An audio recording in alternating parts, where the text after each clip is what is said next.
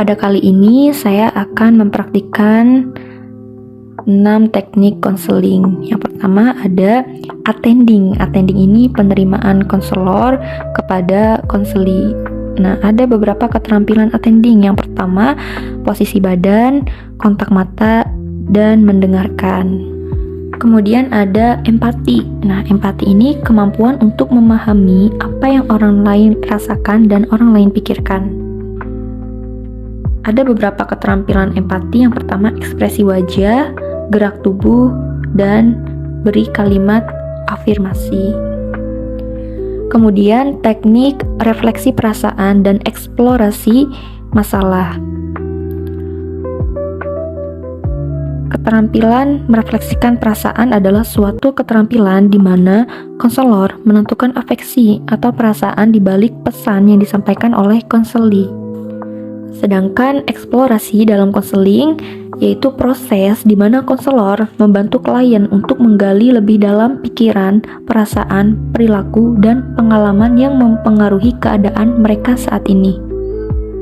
Kemudian, teknik bertanya dan parafrase dalam konseling. Teknik bertanya, teknik untuk mengarah pembicaraan konseli. Teknik bertanya merupakan jantung percakapan di dalam proses konseling. Jenis teknik-teknik bertanya ada 2. Yang pertama, pertanyaan terbuka dan pertanyaan tertutup. Kemudian, teknik parafrase. Nah, teknik parafrase ini kata-kata konselor untuk menyatakan kembali esensi dari ucapan-ucapan konseli dengan kata-kata yang lebih sederhana. Nah, konselor perlu untuk mengkonfirmasi kepada konseli bahwa apa yang ia tangkap sesuai dengan apa yang dia maksud. Iya. Waalaikumsalam. Kan saya. Yuk.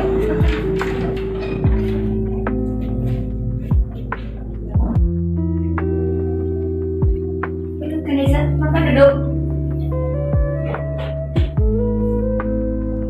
Kanisa, gimana kabarnya? Alhamdulillah. Kanisa ini asalnya dari mana ya? Dari Bekasi. Oh, dari Bekasi. Oh ya, dari Bekasi ke sini itu berapa jam kan? Sekitar 1 jam setengah. 1 jam setengah. Kanisa ini sekarang kesibukannya apa? Kesibukannya tuh sekarang saya kuliah sambil kerja. Kuliah sambil kerja. Sudah berapa lama kan? Belum, sudah sekitar 2 tahun ya. 2 tahun. Berarti sekarang semester berapa? Semester 4. Semester 4. Tahu tempat ini tuh dari mana kan? Kebetulan saya nanya-nanya sama teman saya dan saya direkomendasikan di sini. Saya datang ke sini. Oke. Kaneza sebelumnya sudah pernah konseling belum? Belum. Baik. Kaneza, jadi konseling ini proses bantuan yang diberikan dari saya sebagai seorang konselor kepada Kaneza sebagai seorang konselor untuk memecahkan permasalahan yang sedang Kaneza hadapi. Nah, di dalam konseling ini ada beberapa asas Kaneza. Nah, di sini mungkin saya akan menjelaskan beberapa asasnya. Kaneza bersedia untuk mendengarkan? Ya. Jadi asas dalam konseling itu ada asas keterbukaan Kaneza. Asas keterbukaan ini Kaneza ini menceritakan semua permasalahan yang sedang Kaneza hadapi. Kemudian ada asas kerahasiaan. Asas kerahasiaan ini artinya saya sebagai seorang konselor bertanggung jawab atas apa yang Kaneza ceritakan. Apakah ada pertanyaan dari Kaneza? Cukup baik, kalau begitu saya yang akan bertanya kepada Kaneza.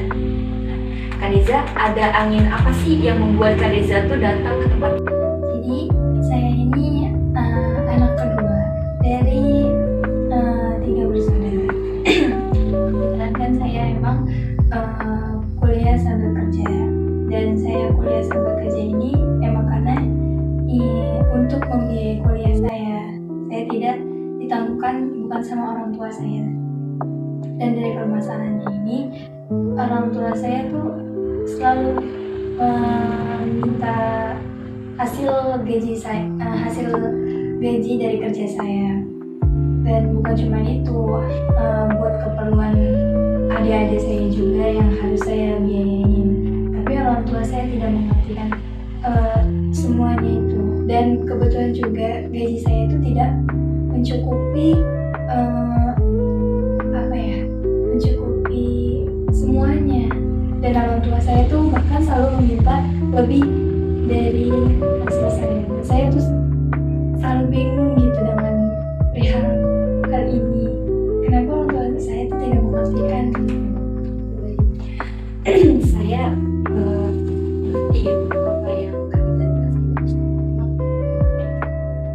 cukup berat ya di usia Kaneza yang sekarang, dimana Kaneza ini kuliah gitu kan, terus kerja buat biaya kuliah, tapi juga di sisi lain Kaneza dituntut untuk membagi hasil untuk orang tua gitu kan, dan untuk membantu profesinya orang tua Kaneza itu apa ya?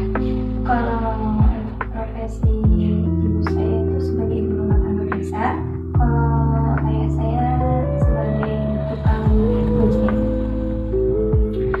Terus Kaneza berdasarkan apa yang Kaneza rasakan saat ini, pernah tidak Kaneza itu ada keterbukaan dengan orang tua? Biasanya Kaneza ini merasa sedikit tertekan gitu kalau terus dituntut, sedangkan mungkin gajinya Kaneza ini belum bisa memenuhi semua yang diharapkan sama Kaneza gitu, karena Kaneza juga sambil kuliah.